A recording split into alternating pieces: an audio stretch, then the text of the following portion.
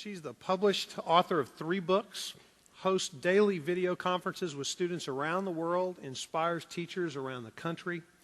Please welcome to the upstage our youngest presenter ever, Adora Svitak.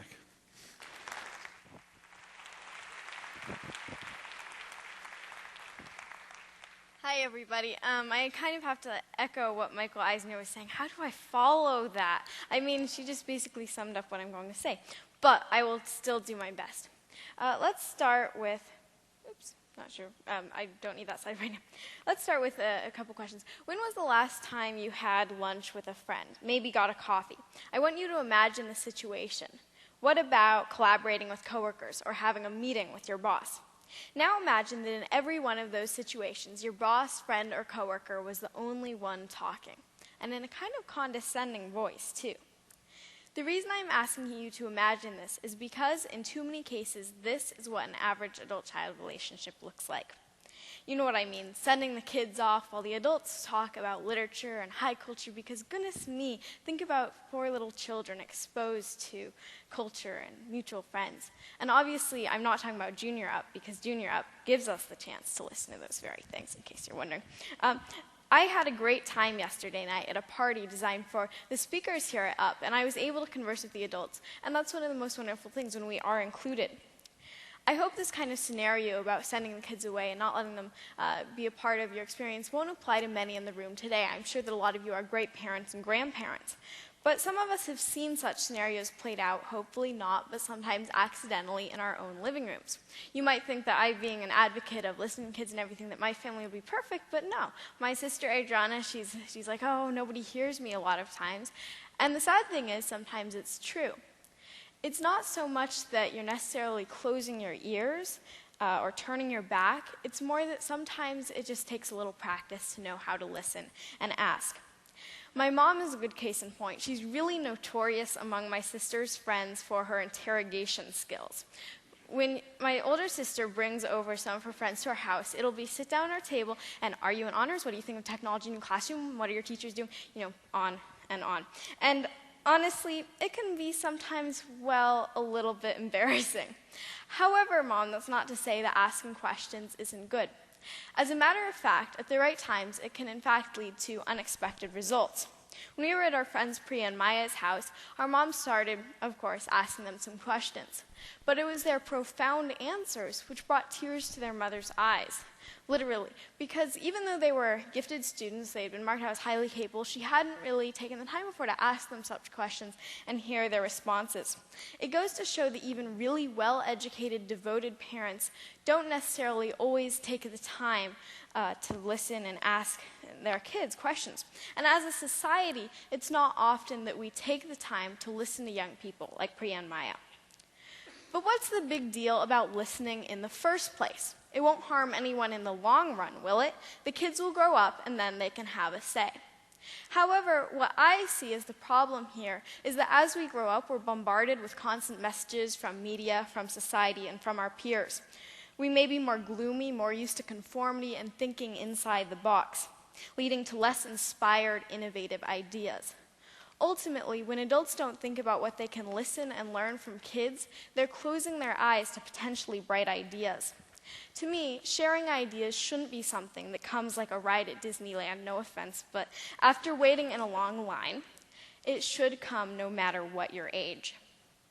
Brilliant ideas aren't exclusive to youth. I've never said, youth are the only people who have good ideas. I've learned so much over the years, in large part because I've been included in adults' conversations, which is why you shouldn't send us out when you're having a meaningful conversation. And when you think about it, the best relationships are reciprocal. When was the last good friendship you had with someone who never wanted to know what you thought? It's easier to listen to someone when they listen to you. I'm more likely to respect someone when they return the feeling. Every one of you in the audience today can think, instead of always demanding you listen to me, which obviously has its points, maybe it's time to also ask, what can I learn from you? After all, we have a lot to teach. What exactly is it that we youngsters have to teach and share with adults?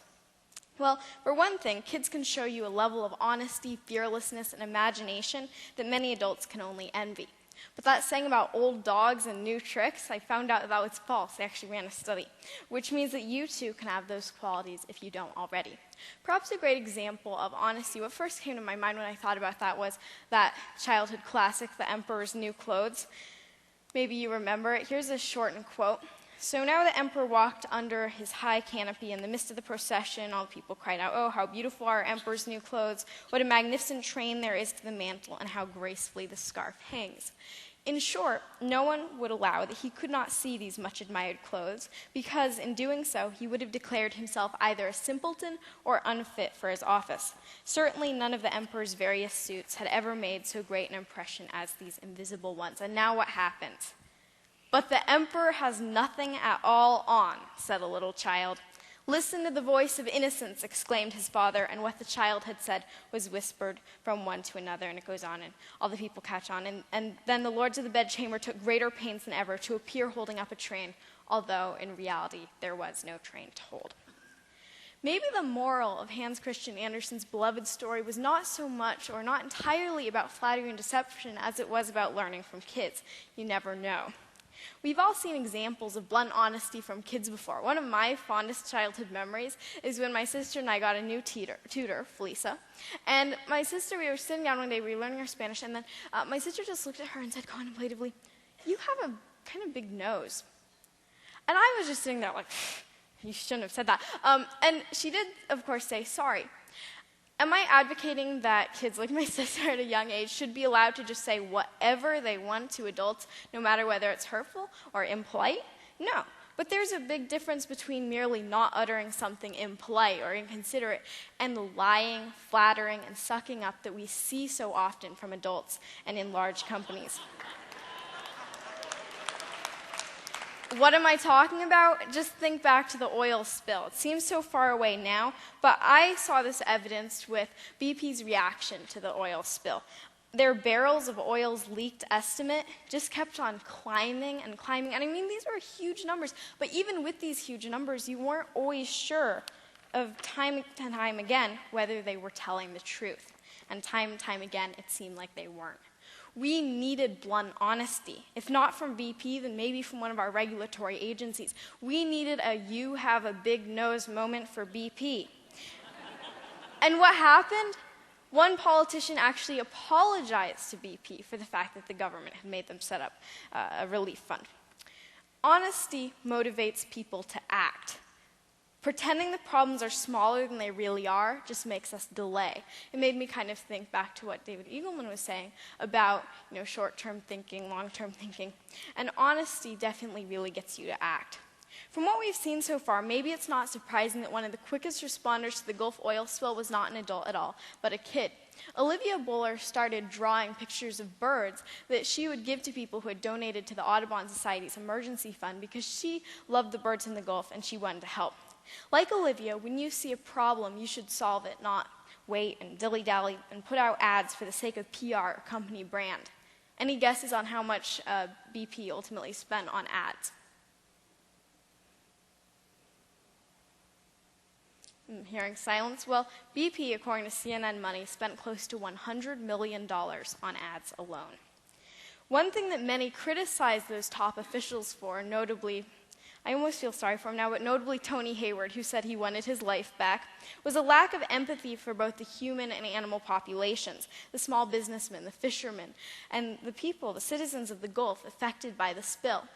Something that such officials and the heads of companies all around the world, heads of companies perhaps like you sitting here today, could learn from kids is that truly it shouldn't be just about the money, but rather the impact that your organization has on the world. Is it positive? Is it negative? If it's negative, then it's time to make a change. Has anyone here heard of the term cause marketing? Just raise your hand if you have. I see some raised hands. So we actually heard Jessica Jackley talk a little bit about how there was the corporate social responsibility, and companies are looking to, I don't know if this is sort of like buying carbon credits when you fly a plane, you feel bad about that, but there's this corporate social responsibility. And cause marketing has become a fairly common marketing practice with companies doing good, donating percentages to charity, eco-friendly, positive methods, whatever it may be. And I love to see companies doing good. I think that business can really provide a great ally to charity and to doing good in the world.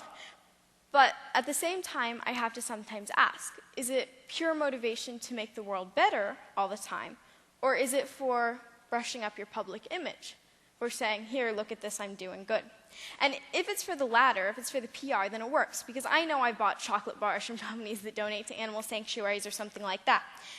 And don't get me wrong, I embrace cause marketing. But many kids with their own nonprofits are embracing the help the world part first before a profit or profit margins. We were just hearing about how the Generation Y was really into building these new greenhouses. There are some examples of kids who have started their own nonprofits as well.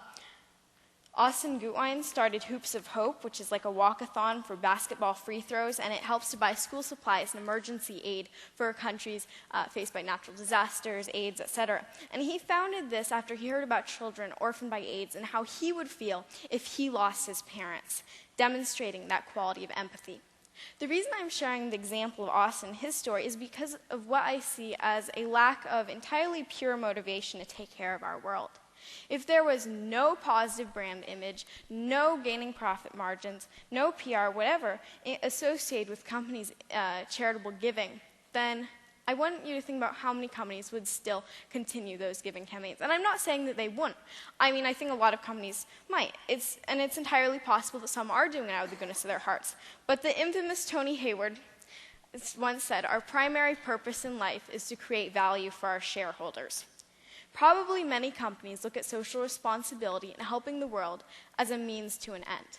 More money, better PR, more customers. I would argue that money is merely a means and that helping the world should be our goal. We can tack it all down to empathy, but not all of us have founded charities, donated proceeds, or gone on campaigns for the benefit of others. Perhaps when Olivia Buller drew her first birds or when Austin Gutwein threw his first hoop for hope, they didn't think about what challenges might lie ahead of them, and we can all learn from this kind of fearlessness. The courage it takes out to set on ventures when you don't know the outcome, will I fail, will I succeed, that's courage that we really don't have enough of. Just think of a time you had an idea. It could be this week, it could be last month, it could be last year, whenever. Think about a time that you struck it down with that club of self-doubt and that murderous dagger, there's no way that'll happen. Over time, we just get used to hearing those words, and we begin to believe them. Obviously, no one bothered to tell there's no way that'll happen to Amia Alexander and William Kamkwamba, or if they did, these two were still strong enough to believe in themselves and in their ideas. So here's a riddle. What can you make out of blue gum trees, an old bicycle, and lots of scrap metal? Well, if you're William Kamkwamba, then that equals a wind turbine. Yeah, a wind turbine. I thought there was something seriously wrong with that equation, but William Kamkwamba was the then 14-year-old Malawian who, after having to leave school because his parents could no longer afford the tuition, decided that he wanted to go to the library, learn about electricity, and reading a book, he saw how wind turbines worked, and through his environmentally friendly efforts, he was able to light up his village. Amia Alexander, like William, embodies that fearless creativity and go-do-it attitude that we can all aspire to. Think about what you got your kids or your relatives for Christmas this year. Unless you're Amia Alexander's mom, I'm betting that it wasn't a pink bus. This bus was the launching pad for Amia's business and the start of her dream. You see, she runs a mobile dance bus where she gives low-cost or free lessons to other kids about how they can get moving, in a goal of fostering a love of exercise and movement to combat obesity. While we might call asking for a bus for Christmas rather irrational, we might say, in fact, there's no way that'll happen, it's important to realize that beginnings, irrational or not, can lead to great things. Some would argue that irrational thinking has gotten us into a lot of problems in the first place. I would argue that you need to fight fire with fire. These are desperate times, and that requires sometimes desperate thinking. Using an old bike and car parts to bring power to Africa, irrational. Getting a bus for Christmas and then fighting obesity with it, irrational. But a village without electricity and kids deprived of fitness opportunities, that is unacceptable. Their kind of unrestrained thinking has the potential to give us new medicines, new innovations, and ultimately a better world. New thinking, new attitudes. Innovation, creativity, and maybe sometimes irrationality provide the fuel for the engine of progress. Kids can be brimming with interesting, creative ideas. We just need an outlet. For me, that outlet was writing. For others, like my sister Adriana, it might be music. For countless others, it could be science, math, or any other area. Creativity is directly tied in with resourcefulness. We've heard a lot about creativity and its importance. And I wanted to, again, state this. If you still think that it's not very important, which I kind of find impossible, but if you still think it's not very important, think of it this way. What kind of employee would you rather have for your company? Someone who's resourceful and who can make the most out of any situation, or one who can only do what they're ordered to do from step-by-step instructions? It seems too often that we're raising kids to become number two. A child's world today is saturated with passive activities, and while that's fine in moderation, it's not good when the only fun you have is sitting in front of a screen. My sister and I have a new cousin, Maya. She's really cute. And we often contrast our baby and early childhood to hers. So we didn't have the coolest toys or organic clothes, but I honestly don't envy all of that. You see, my sister and I had a few very important childhood toys. We had wooden blocks, styrofoam, the great outdoors, and most importantly, our imaginations. With these, we'd put together plays, scenarios, scenes. You can see we're using old envelopes, recycling, being green, to make our crowns over there. And we would go outside and pretend that tree leaves were our currency. We would pretend to be mummies or play dress up or go outside and garden. And we would create mud canals, and it was fun. My parents didn't restrict us, didn't tell us we couldn't drag the dining room chairs to the living room or we couldn't get all dirty outside. And we were utilizing our creativity to an extent that would help us in later life. But did we think about that then? No. We were just too busy having fun in our man-made, well, kid-made mud canals. But my efforts to get adults to listen and learn from kids isn't just about fond memories of childhood mud sculpture. It goes beyond that. It's a larger part of my efforts to get adults to pay attention to our voice is my belief in America's essential tenets of democracy. Our country is built up on the belief that everyone should have a voice. And by listening to kids, we are embracing what is at the heart of a democratic society, the idea that everyone should have a voice and a say. By including us in your conversations, you're not only including us and hearing ideas you might otherwise not hear, you're making us more motivated to become involved with issues. I know that some of you who were here last year heard David Plouffe from Obama's campaign speak. One of the perennial challenges of a lot of campaigns that I see is getting young people out to vote, whether it's because the politicians just seem too old or the issues don't really affect us. Obama's campaign seemed to find that magic bullet to fight it. By getting so many young people involved in their campaign, even young people who are not old enough to vote, like junior high and high school students, Obama's campaign sparked momentum around the nation. A lot of people pin his success down to social media, and that definitely had a big part of it, or a nation tired of the Bush administration. But I think that another crucial ingredient of that melting pot of success was the fact that they got young people interested and involved. And when we're included, we really get involved on a massive scale. The ideal adult response is obvious. Adults would take kids seriously, listening to our ideas. Kids would learn from adults, and adults would learn from kids. What's the reality? It depends. If you're not lucky, if you're not one of the Amias, Williams, Austins, Olivias out there, then it may be quiet, that's stupid, don't touch that, go away. And that's what's preventing adults from learning from kids. I mean, just try having a conversation with someone who puts their hand over your mouth and says, don't want to hear that. Too many kids have to face this challenge because of the metaphorical hands over mouths, the restrictive attitudes toward kids like me on the part of adults, whether from parents, schools, or societies. Too many adults don't bother to include youth, even on issues like education. This is one of the best opportunities to get students involved. So maybe you don't have to ask us about the sewer systems, but at least in the classrooms where we're sitting down and learning every day, then I think that it's an excellent area. The voice of the student can provide some of the clearest insights of all, above the voice of the government official or one of our teachers or parents. I think that because we're the ones who sit in the classroom chairs and listen to the lesson, we have that first-person insight. Maybe one of the reasons that students complain that school is, as Dennis said, boring, is because we don't have a say in how it's taught. When I go to education conferences, like the Florida Education Technology Conference, that was one of the most recent, then I have to be escorted onto the conference floor because their insurance doesn't cover kids. They don't expect kids to be at a conference, an education conference, which should be serving them. So such roadblocks when it comes to trusting kids and allowing us to have a say and giving us responsibility are roadblocks when it comes to learning from us too. Why this prevalently restrictive attitude? Our bodies are growing, so why wouldn't our minds and our dreams? Yet when the average kid says that they want to do more than eat, sleep, study, maybe publish a book or start a company, then many adults would probably say, wait until you're older. You may have noticed it's always, what do you want to do when you grow up, not what are you doing right now. Ultimately, some of our greatest ideas came from kids who didn't defer their dreams for the sake of a so-called average childhood, and whose parents didn't defer them either. To change the way we look at youth, all of us, you and I, must realize what we can learn from those who are younger than we are. Hearing about all the examples of kids who have done great things, you might think, well, that's all very fine and dandy, but the kids that I know haven't done those things. They haven't started charities or founded companies. They don't show those qualities. But I would say to that, haven't you ever seen kids point out something you'd be afraid to, worn clashing colors together because they didn't care what other people thought, been princesses and ballerinas interchangeably? I do not say that we are always honest, fearless, resourceful, or creative, and I certainly don't say that adults are never so. But I know that many, looking at the examples of kids' accomplishments which I put forth, might say they're not average kids, they're exceptions. Truly, though, each one of the kids I introduced to you is an average kid. The difference is not that we had ideas. The difference is that somewhere, someone out there listened.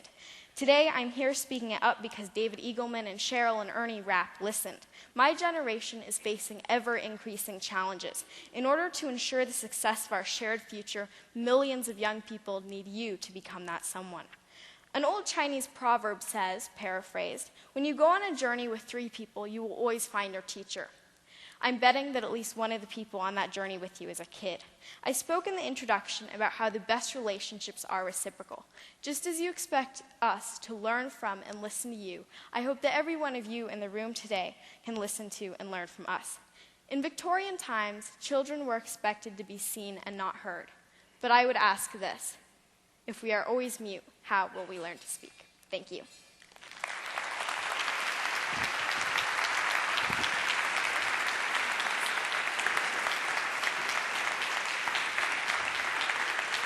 I'm sorry, I know that I went overtime. That is a very handy clock. I went overtime by That's 1 okay. minute, 14 seconds. I can't possibly follow that. Oh, I'm sorry. When I listened to Dr. Schiller, I was thinking, oh yeah, speaking fast, that is kind of, unfortunately, What you do. You're doing great. I am still trying to figure this out for myself. yes. But I'm going to ask you the question. What do you want to do when you grow up? I completely understand. I mean, I love that question. I would like to really continue doing publishing more books. I want to make an impact both in education as well as in the world as a whole. Philanthropy and education have always been 2 of the biggest areas that I would love to go into, as well as writing, my first love. I want to continue writing books, teaching others, and hopefully making change in the world. This country has a bright future with you as a leader. Thank you very much. Thank you very much.